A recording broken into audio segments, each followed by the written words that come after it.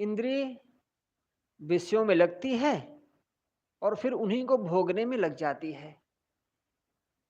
यह जो इंद्रियों का जो असंयम है, जो भोगों के प्रति जो चाहना है, वही मानो इस शरीर को कमजोर करती है।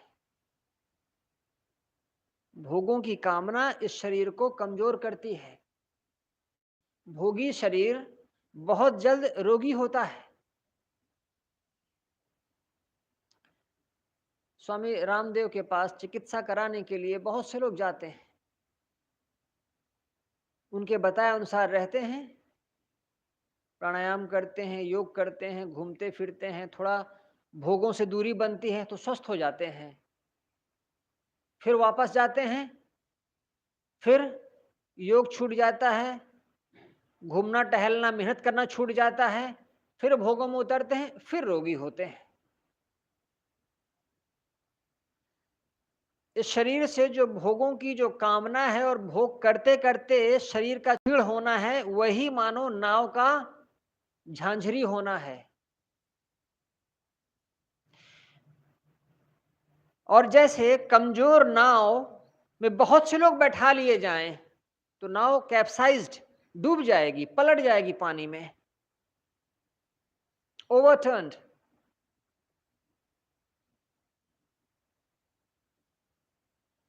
वैसे ही एक कमजोर नाव है और वो बहुत से लोगों के भार से बोझिल दबी जा रही है। ये भरी बिराने भार, बिराने का भार क्या है?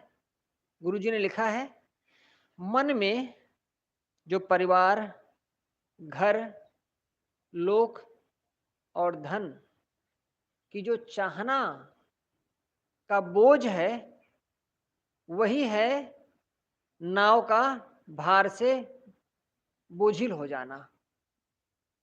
एक मन है, उसमें इतनी चाहनाएं भरी हुई हैं कि मन एकदम थक जाता है, बोझिल हो जाता है। एक छोटा बच्चा और एक बूढ़ा, छोटे बच्चे को का चित्त देखो, वो एकदम हल्का सा रहता है, हरा भरा रहेगा। छोटे बच्चे को गरीबी समझ में नहीं आती, छोटे बच्चे को अमीरी समझ में नहीं आती।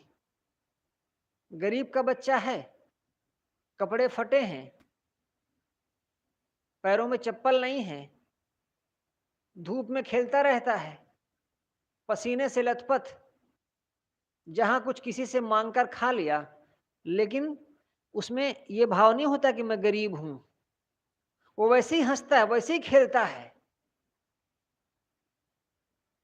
माता पिता मजदूरी करते हैं और बच्चे खेलते रहते हैं, हंसते रहते हैं, मुस्कुराते रहते हैं, क्योंकि गरीबी उनको अभी छुई नहीं है। और जो बूढ़ा आदमी है, उसका मन उसका मन हजार तरह के भार से दबा हुआ रहता है।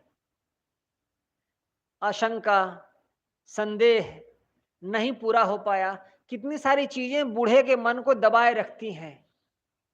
बस यही है बिराने के भार से दबे रहना। बिराना मतलब सांसारिक, हमारा ना हो बस।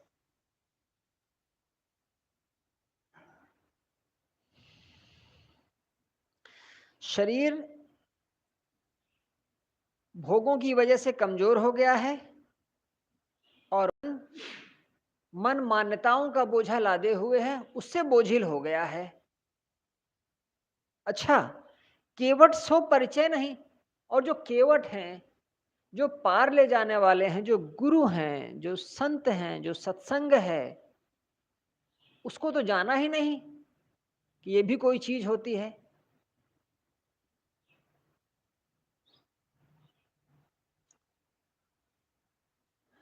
एक बार एक मंदिर में थे, कबीर साहब का मंदिर था। पुजारी कबीर साहब की मूर्ति के कपड़ों को एक एक करके उतारता गया। तो पहले उसने पर्दा लगा लिया, उसके बाद भगवान के कपड़े उतारे, नहीं तो लोग देखेंगे कि भगवान की मूर्ति नंगी हो रही है। तो पर्दा लगा दिया और फिर वो पुराने कपड़ों को निकाला, हटाया, एक टोकरी में रख दिया।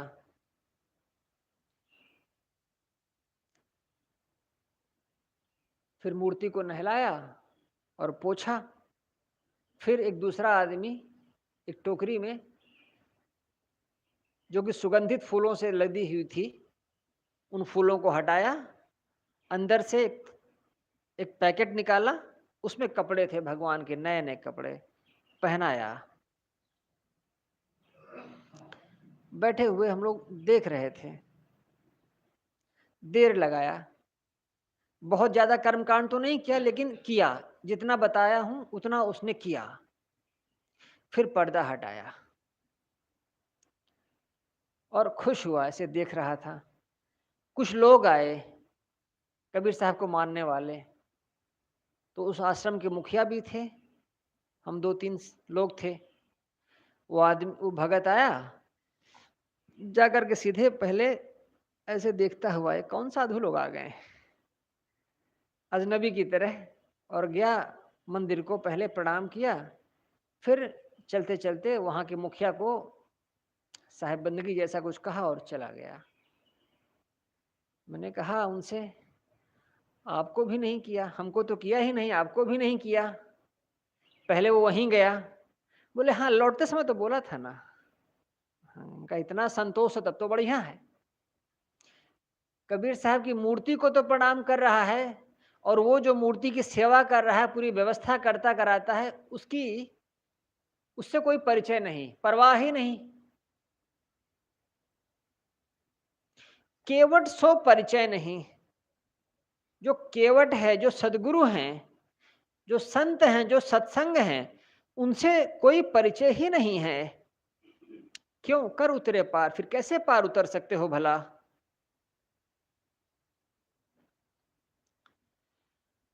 शरीर को भोगों से हटाओ,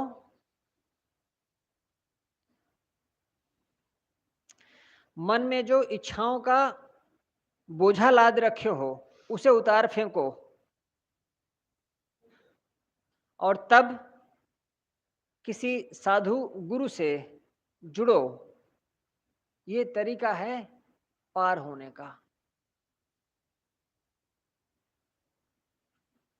जवानी में जो लोग बहुत आकर्षित करते हैं, उनका रूप, रंग, यौवन, तेज, बुद्धि, एक उम्र के बाद ये सब कुछ फीका पड़ जाता है और वो बिलबिलाते हुए मरते हैं। फिल्मों में जो काम करते हैं, उनके उनकी फिल्में देखो, और जो फैन फॉलोइंग है, जो पागल लोगों की भीड़ है, उनको देखो। वही लोग जब फिल्मों में काम करना बंद कर देते हैं, तो छोटे से घर में रहते हैं, और जिस दिन वो मरते हैं उस दिन 1-1.5 मिनट की न्यूज आती है बस,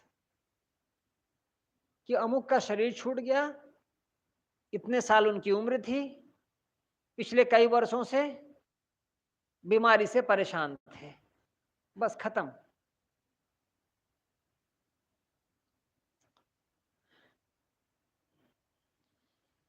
भाई जैसे उनकी जवानी के फोटो दिखाया करते हो, वैसे उनके बुढ़ापे के भी फोटो दिखाओ, लोगों को पता चले कि बुढ़ापे में देखने में कैसे लगते थे।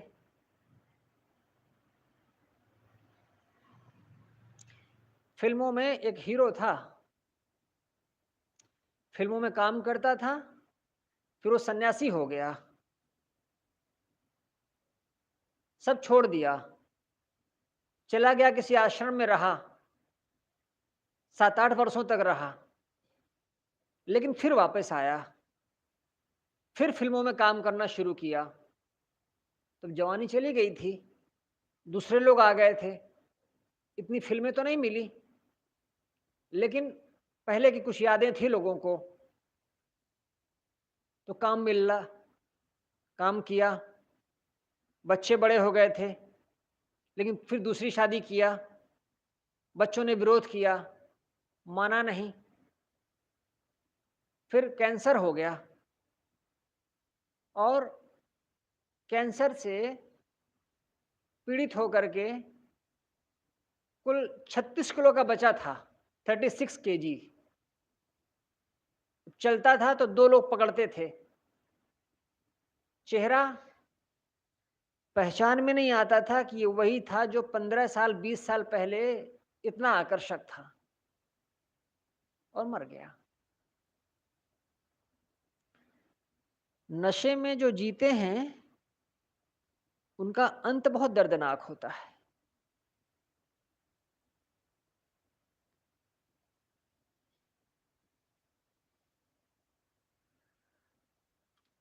कबीर रसरी पाँव में, कहाँ सोवे सुख चैन, सांस नगारा कूच का।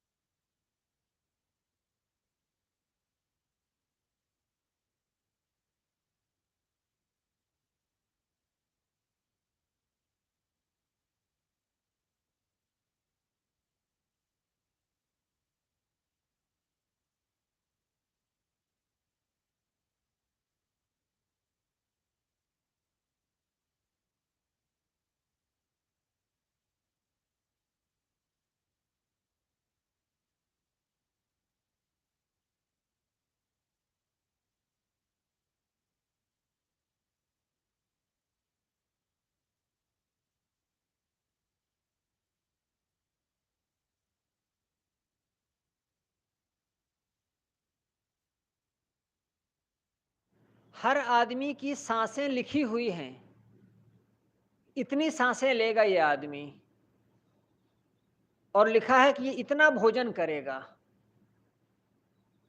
जब उसके हिस्से का भोजन पूरा हो जाता है, उसके हिस्से की सांसें पूरी हो जाती हैं, तो वो चल देता है। साहब कहते हैं, ये जो तुम सांस लेते हो और सांस छोड़ते हो भाई, ये तुम्हारे जाने का संकेत है। मानो तुम बस जाने की तैयारी में हो, जल्दी जल्दी सांस लो और अब यहां से रवाना हो। सांस नगारा कूच का बाजत है दिन रैन, सावधान हो जाओ।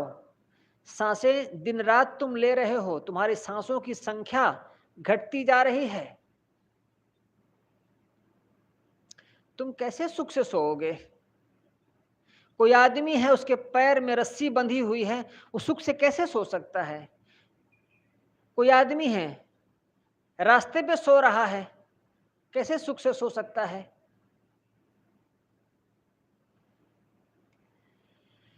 ए जीवों, हे जीव, काल की रस्सी तुम्हारे पैर से बंधी हुई है और तुम माया में सुख मानकर, माया में आनंदित होकर के सो रहे हो, विषयों को भोग रहे हो। सावधान हो जाओ।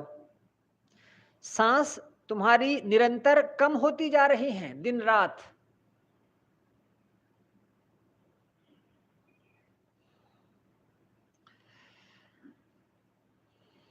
आदमी इस जीवन से दुखी होकर के न जाए, पीड़ित होकर के न जाए।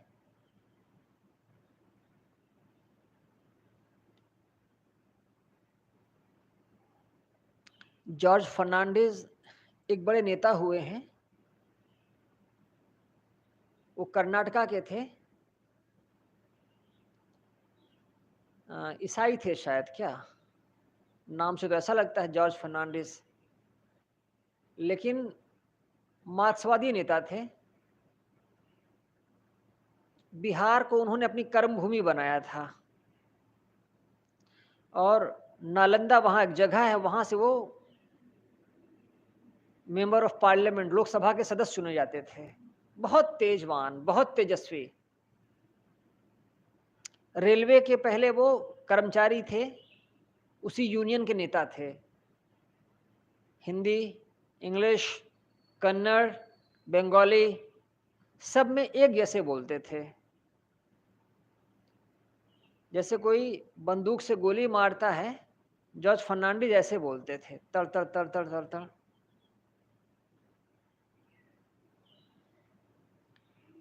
ढीला ढाला खादी का कुर्ता, पैजामा और चमड़े की चप्पलें, और बाल उनके सफेद सफेद उठे उठे से रहते थे, हिलते रहते थे। वाजपेयी जी की जब सरकार बनी तो उन्हें ही संयोजक बनाया गया, कोऑर्डिनेटर एनडीए का, कन्वीनर। तेज थे, हर पार्टी में उनके लोग थे, और स्वयं उनको रक्षा मंत्री बनाया गया। कुछ ही दिन बीते, बस थोड़े दिन, याददाश्त चली गई, स्मृति लोप हो गया, सब कुछ भूल गए। मैं कितना बड़ा नेता था, कितने मेरे लोग थे, सब कुछ भूल गया। शादी किए नहीं थे, जीवन भर राजनीति ही किए थे। जब मरे, जैसे छोटा बच्चा सो जाता है ना, उसे कुछ नहीं पता रहता है, इसी ढंग से वो गए। जब वो गए तो टीवी में, रेडियो में, अखबारों में चर्चा, उनके बोलने की, उनकी उनकी तेजस्विता की चर्चा, सब कुछ। लेकिन वो एकदम से अनाथ होकर के गए थे, पूरी तरीके से स्मृति चली गई थी। थोड़ी थोड़ी सी जब बेहोशी टूटती तो कुछ बड़बड़ाते थे, बस कुछ साफ नहीं आ पाता था क्या बोल रहे हैं।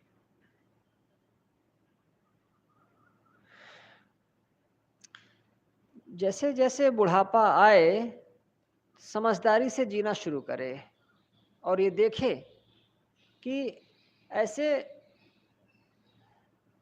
बेहोशी में ना मर जाएं।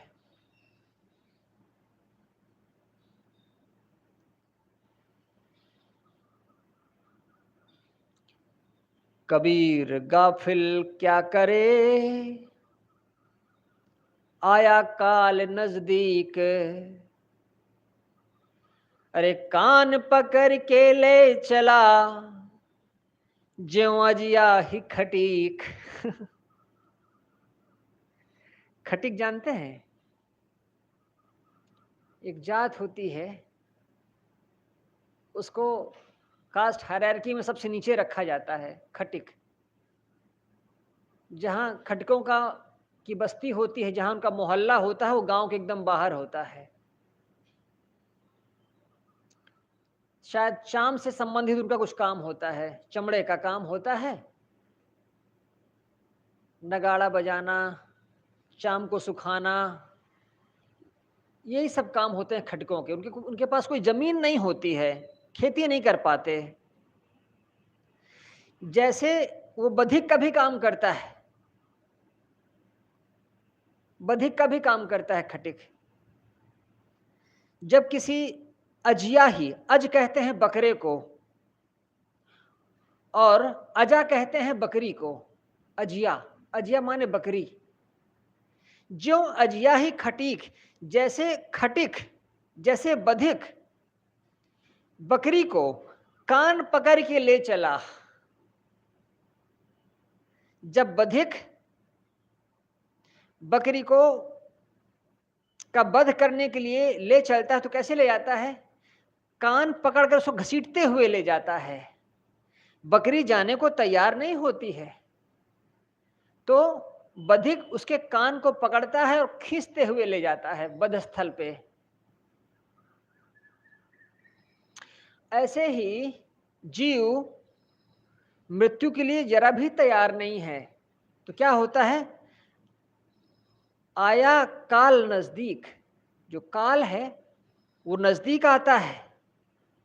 और जैसे बधिक बकरी का कान पकड़कर खींच करके ले जाता है और मार देता है, साहब कहते हैं वैसे ही कबीर गाफिल क्या करे। गाफिल उर्दू का शब्द है।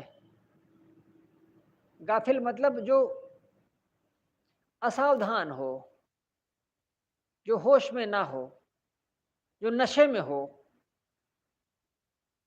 कबीर गाफिल क्या करे। कबीर का अर्थ यहां पर जीव के लिए आता है।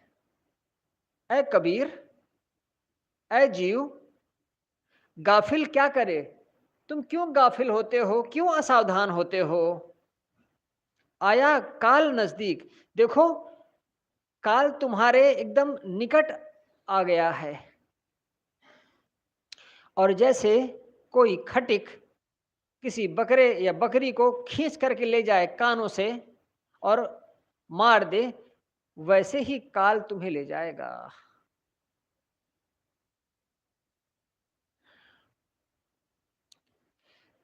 कबीर डराते नहीं हैं, कबीर जगाते हैं।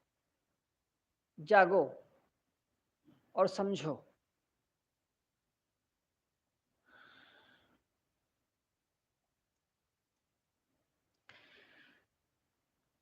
कबीर पानी हौज का देखत गया बिलाए, ऐसे ही जीव जाएगा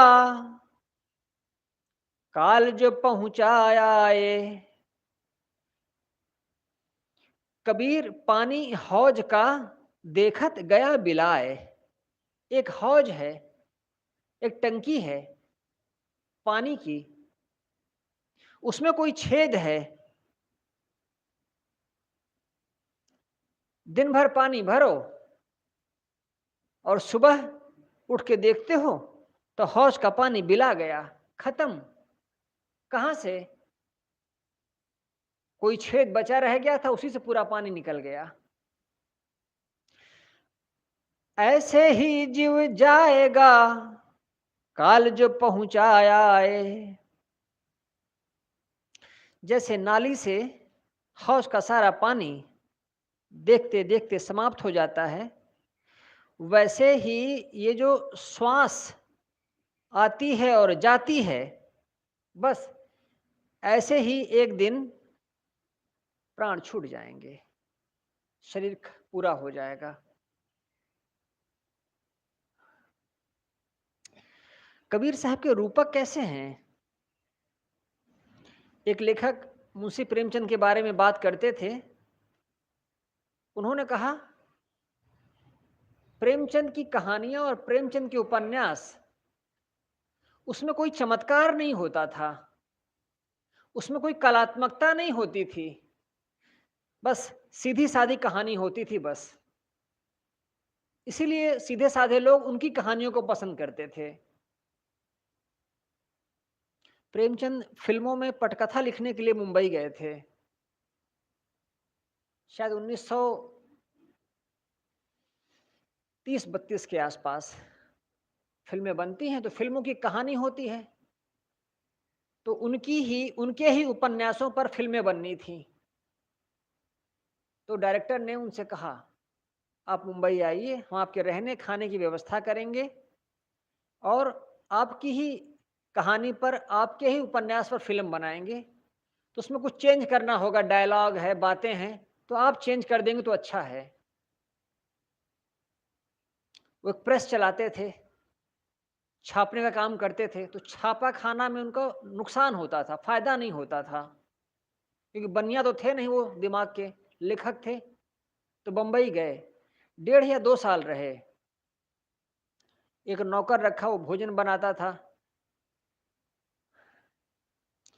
एक गाड़ी आती थी, उनको लेकर के जाती थी फ़िल्म के सेट पे।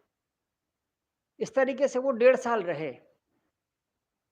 लेकिन उनकी पिक्चरें सफल नहीं हुईं। क्यों? क्योंकि पिक्चरों में तो थोड़ा-सा चमत्कार चाहिए ना, थोड़ा कलात्मकता चाहिए, थोड़ा फ़ैशन चाहिए, और उनकी कहानियाँ तो एकदम सरल होती थीं। तो 1.5 साल बाद वो वापस आ गए थे। फिर अपना वही काम करने लगे। कबीर साहब की जो वाणी है, उस वाणी का आधार उनके आसपास का समाज ही है, उनके आसपास के लोग ही हैं। इसीलिए लोग उनको पसंद करते हैं। और कोई विशेष विरह या विशेष अलौकिकता की बात नहीं होती है। सीधी-सादी बातें, सीधा-साधा कथन।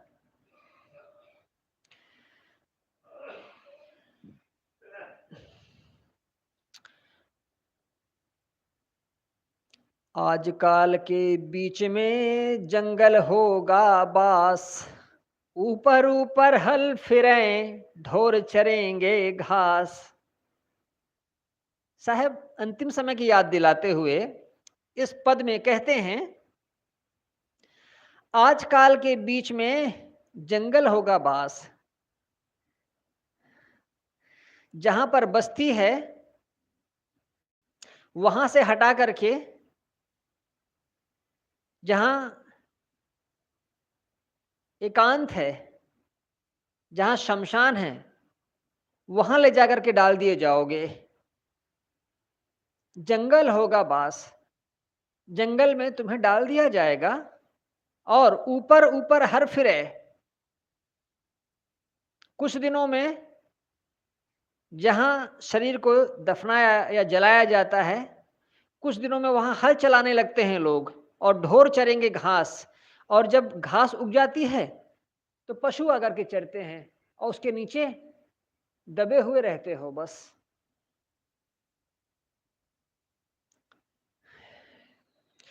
इतने सारे रूपक, इतनी सारी बातें।